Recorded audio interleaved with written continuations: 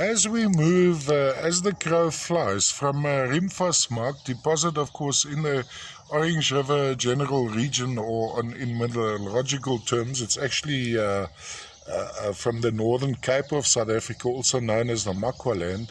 As the crow flies, we move from Rimfastmark towards a little town of Pofadder in the Northern Cape. And on the way there, we encounter this deposit, Vredevallei, a little hamlet, where we find these quite fascinating quartzes. Now, the greyness you see in some of the quartzes would be hematite inclusion, which is quite typical to the deposits of the Orange River.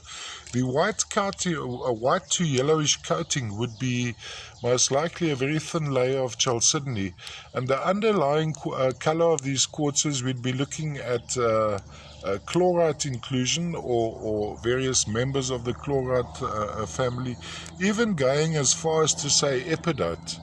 Now, from a display point of view, this angle is rather interesting, where you have the same crystal with the one face being the chlorite color and the other face having been coated with the chalcedony.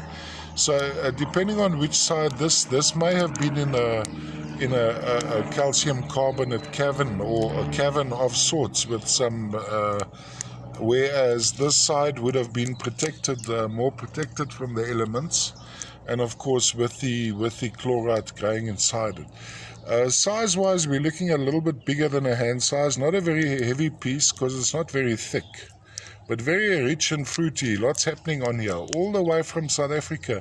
Lesser known material from a lesser known deposit, yet I find it quite fascinating, and the form and the underlying color is essentially quite appealing. This would be my preferred side of display.